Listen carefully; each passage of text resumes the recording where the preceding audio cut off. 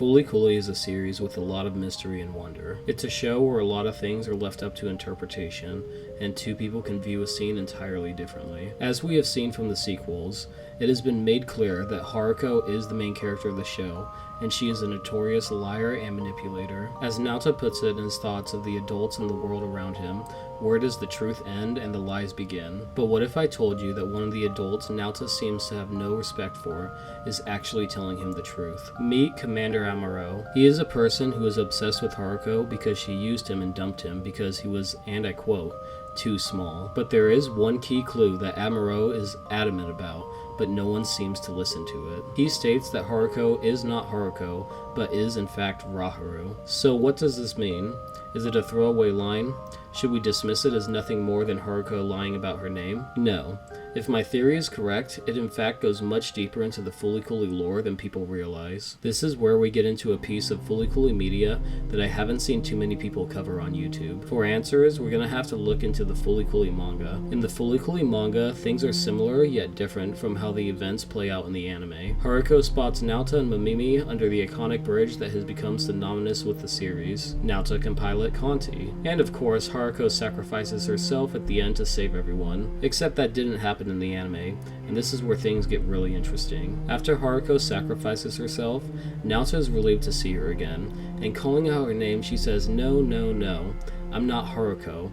I'm Rahuru Haru. She claims to be Haruko's superior, and that she warned her what would happen, but she sacrificed herself to save the world and the boy she loved. The real Haruko in this scene seems to be alive but in a comatose state. Naota dismisses what Rahuru says to him as nothing more than hogwash, and the two of them share a kiss, but Rahuru leaves Naota on Earth as she goes off on another adventure, leaving the Vespa behind with Naota so that he can one day learn to control it and leave to come find her. In Fooly Cooly, the main characters have a power known as NO, and it allows the user to wield things out of their head. We have seen Naota's classmate Ninamori pull a spider out of her head, and Commander Amaru pull a slingshot out of his head, but what makes Naota special for Haruko or Rahuru is that Naota can draw things specifically from Medica Mechanica, the Pirate King. This is where the Fooly Cooly sequels tie into this theory. In Fooly Cooly Alternative, we get to see pretty clearly that Fooly Cooly is a multiverse, as it has practically nothing to do with the original series. Now, if Fooly Cooly is a multiverse, then that means that there are alternative versions of our existing characters. So if Rahuru wants to complete her main goal of reaching Medica Mechanica,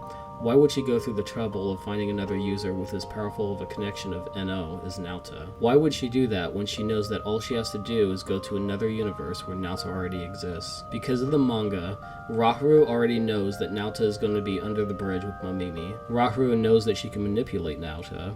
She knows that she can specifically use his NO to draw from Medica Mechanica, so that's exactly what she does. Look at this scene from the first episode. Look at the way she smiles. It's almost as if she knows exactly who it is and what she needs to do to put her plan in action. Rahuru had her plan set in motion before the events of the series even started. Rahuru used Commander Amaru, knowing he would relay information to Naota. She manipulated Naota into falling for her, and doing her every bidding until she would reach the climax of her plan, allowing Naota to draw out Medica Mechanica, the Pirate King. Of course, Rahuru's plans didn't work out, as Naota drew the power for himself, and Rahuru leaves before returning to manipulate Hidomi in Fooly Cooly Progressive. We learn in Fooly Cooly Progressive that just like Haruko, Rahuru can split into two beings just like in the manga, and this led to the creation of Jinyu. Of course, her plans didn't work out once again, but this begs the question, where does Fooly Cooly Alternative tie into this? Remember how I said that Haruko was alive but seemingly in a comatose state? I believe that at some point she must have snapped out of this coma years later,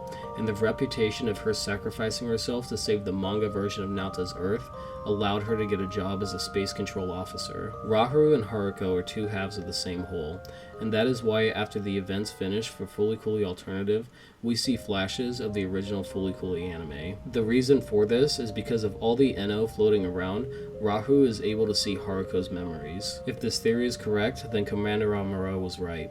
Haruko truly isn't Haruko, she is in fact Rahuru. And that is the Raharu Theory. If you guys would like to discuss this or point out any flaws in the theory, feel free to comment down below. I was actually the one who came up with this after years of being an avid Fooly Cooly fan, and when I've read the final chapter years ago, I knew I had to make a video about this, but it was really hard to put it into words. Thank you guys so much for watching, and I hope you guys look forward to the 2 upcoming Fooly Cooly sequels. Have a good one.